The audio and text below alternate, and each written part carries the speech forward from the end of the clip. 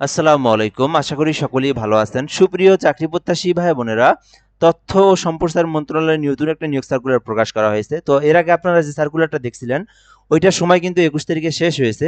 আবার নতুন করে একটা নিয়োগ সার্কুলার দিয়েছে। তো এটা কিন্তু দেখতে পারতেছেন ২০ এপ্রিল প্রকাশ করা হয়েছে। তো এই নতুন নিয়োগ সার্কুলার সম্পর্কে আপনারা দেখতে পারেন, এখানে বেশ কিছু পদের সংখ্যা রয়েছে ১৪ থেকে ১৬ গ্রেড পর্যন্ত। তো আপনার শিক্ষাগত যোগ্যতা অনুযায়ী আপনি এই সার্কুলার আবেদন করতে পারবেন। সম্পূর্ণ ভিডিওটা দেখবেন শেষ পর্যন্ত, তাহলে আপনি এই নিয়োগ সার্কুলার সম্পর্কে জানতে পারবেন। আর আমাদের এই চ্যানেলে অবশ্যই সাবস্ক্রাইব করে রাখবেন। বাংলাদেশের সরকারি সকল নিয়োগ সার্কুলার আপনি এই চ্যানেলের মাধ্যমে জানতে পারবেন।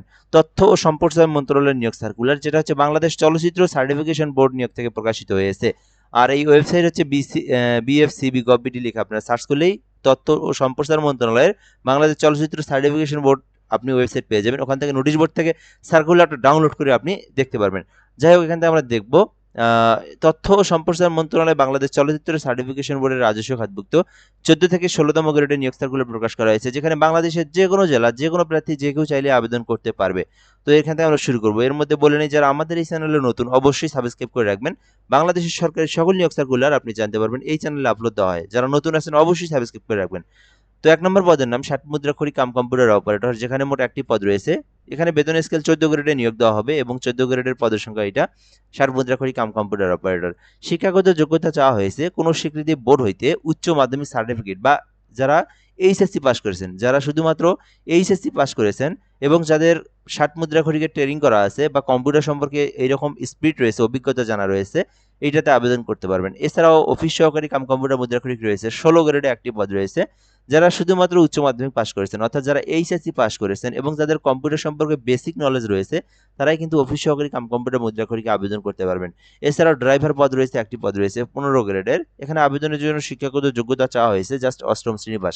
যারা শুধুমাত্র অষ্টম শ্রেণী পাস করছেন এবং যাদের একটা ড্রাইভিং লাইসেন্স রয়েছে, তারা কিন্তু ১৫ গ্রেডের ড্রাইভার পদে আবেদন করতে পারবেন। তো এখানে মোট ৩টি পদ রয়েছে, কম্পিউটার অপারেটর, ষাট মুদ্রাক্ষরিক এবং ড্রাইভার। তো আপনার শিক্ষাগত যোগ্যতা অনুযায়ী আপনি যেটাতে চান আবেদন করতে পারেন। ড্রাইভার হলে এটাতে আবেদন করবেন, উচ্চ মাধ্যমিক পাস থাকলে এটাতে আবেদন করতে পারবেন, এবং ষাট মুদ্রাক্ষরিক ট্রেনিং থাকলে আপনি এটাতে আবেদন করতে পারবেন।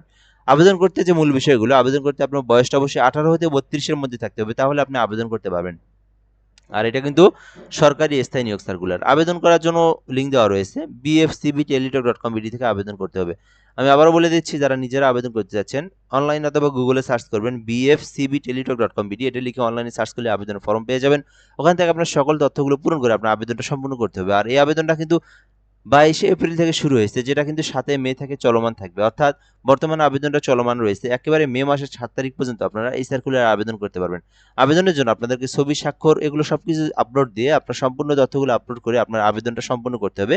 দেন আপনাদেরকে সরকারি ফি পেমেন্ট করতে হবে। সরকারি ফি হচ্ছে, যেহেতু ১৪ থেকে ১৬ গ্রেডে সরকারি ফি ১১২ টাকা। এখানে বলা হয়েছে ১ থেকে ৩ নম্বর কর্মীকের মধ্যে কেউ আবেদন করলে তাকে ১১২ টাকা পেমেন্ট ফি জমা দিয়ে তার সম্পূর্ণ করতে হবে। আর যদি কেউ ক্ষুদ্র নৃগোষ্ঠী, শারীরিক প্রতিবন্ধী, তৃতীয় লিঙ্গের হয়ে থাকেন, তাকে ৫৬ টাকা পেমেন্ট ফি জমা দিয়ে যেকোনো আপনারা আবেদন করতে পারবেন। আর আবেদন করার পরে আপনার পেমেন্ট দেওয়ার প্রসেসটা হচ্ছে, বিএফসিবি লিখে ইউজার আইডি লিখবেন, তারপরে 163 পোল্ট্রি নাম্বার সেন্ড করে দিবেন। পরবর্তীতে আপনারা ইএসপিন নাম্বার দিয়ে 163 পোল্ট্রি নাম্বার সেন্ড করে দিলে আপনার পেমেন্টটা কিন্তু সাকসেসফুলি হয়ে যাবে। দেন আপনার আবেদনটা কিন্তু সম্পূর্ণ হয়ে যাবে।